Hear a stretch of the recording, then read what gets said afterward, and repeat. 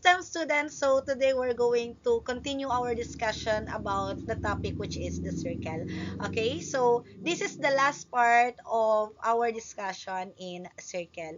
So I will give you direct to the our example, okay? So here's our example. We have the ends of diameter, which is 1, 1, and 3, and 5. So as you can see, class, we don't have the center, even the radius. So what are we going to do in this given? So as you can see, the given here is ends, ends of diameter. So when we say ends of diameter, it means that is the two endpoints of the diameter, the two endpoints of the circle. So when we say diameter, it means that is the half of a circle, right? So how are we going to find the center and even the radius? So first, let us find the center. But how? So all you have to do, class, is to use what? To use the to use what? To use the midpoint formula. Okay, so you are going to use the midpoint formula. So, but before that, class, let us plot first these two endpoints. Okay?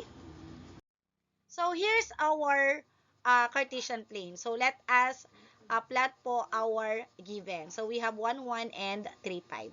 So, here's our 1, 1, and the 3, 5. Okay? So, as you can see, we cannot determine where is that center in this given and what is the radius in this given. So, since we already have the points of the two endpoints of the given, which is diameter, let us find the center using the midpoint formula. Okay? So, how to find the center using this given? So, let us use po the midpoint formula. So, when we say midpoint formula, that is equal to M is equal to, yes, that is x sub 1 plus x sub 2 over 2 and y sub 1 plus y sub 2 over 2. So, all you have to do, where is the x sub 1? Where is the x sub 2?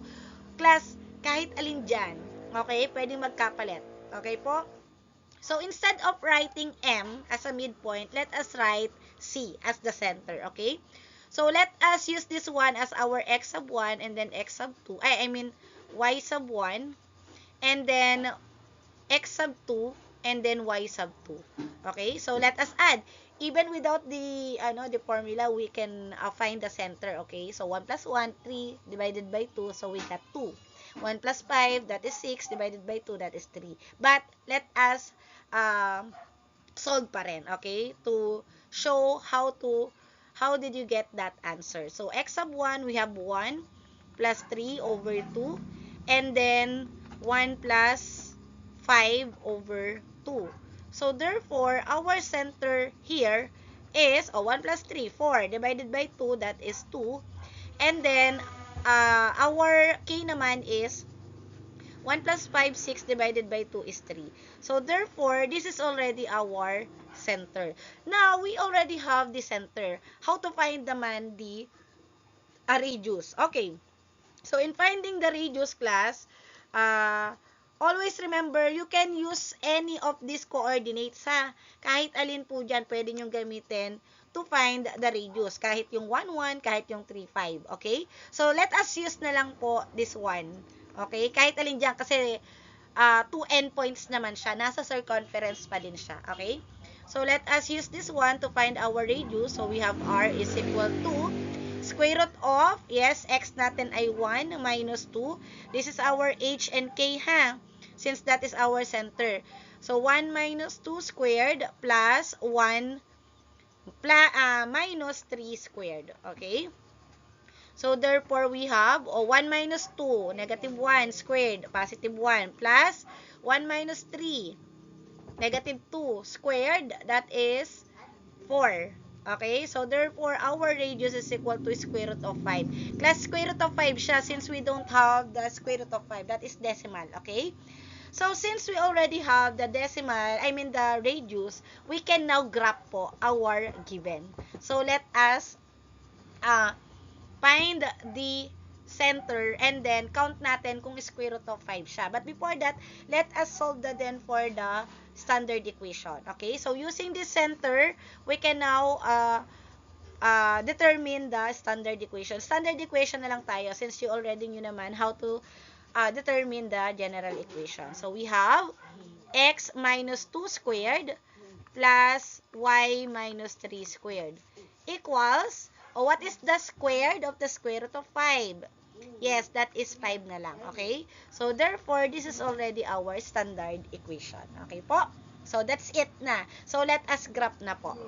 So, remember, we have the square root of 5 and 2 and 3 as our center. Okay? So, our center po is 2 and 3, and then our radius po is square root of 5. So, here's our given. Okay? Here's our perfect circle. So, our center is 2, and then 1, 2, 3. And then, let us see, what is the square root of 5?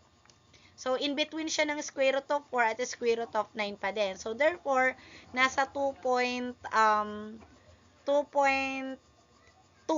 Okay? 2.2 or 2.4. Ganan. So, count natin. Baka hindi 2.2 to. So, count tayo. 1, 2.2. O, tama. Dapat 1, 2. Diba? 1, 2.2. And then, 1, 2.2. Then, 1, 2 point, dalawa din. Okay? So, therefore, our center and radius are correct. Okay? So, another example. So, here's another example. Two endpoints ulit ng diameter. We have negative 3 and 0, and then 1 and 4. So, to find again the center, let us use po the midpoint. Or you can simply mental na lang, okay? So, negative 3 plus 1, that is negative 2, okay?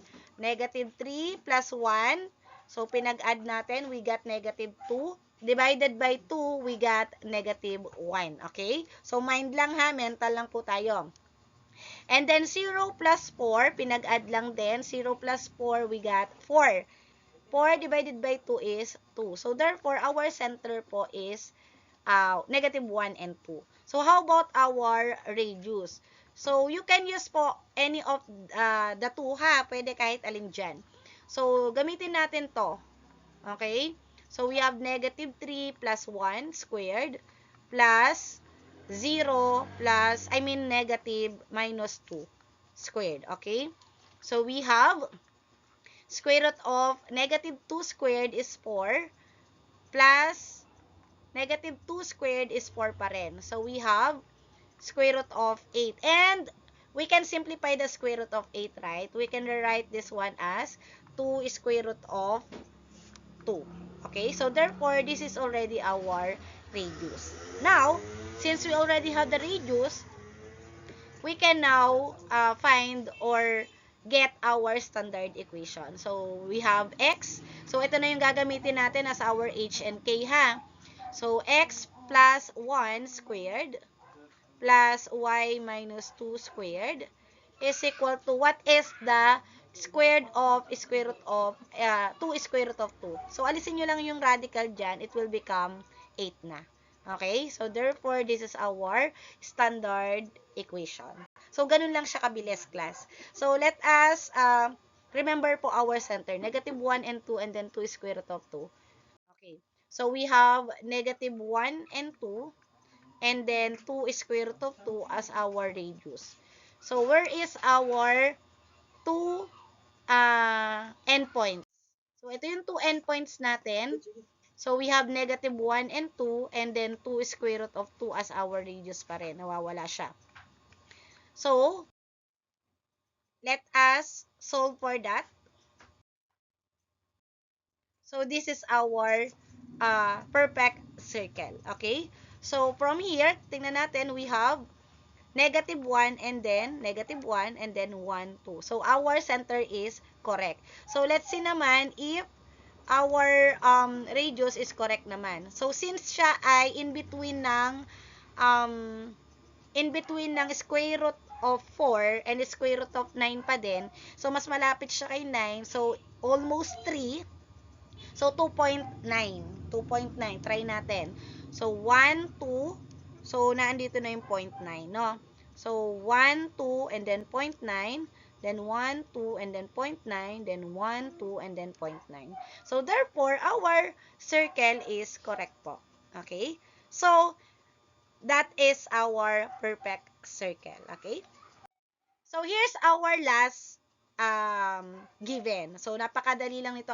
Mama, how about the given? The given is circumference, which is 8 pi. So, kapag ganito naman, class, remember what is the formula in the circumference. Diba? Remember that the formula for the circumference is 2 pi r. So, since the circumference is already given, all you have to do is to substitute lang siya kay c. So, this will become 8 pi is equal to 2 pi r.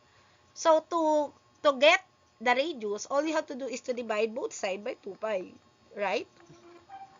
So, therefore, let us eliminate this one and this one.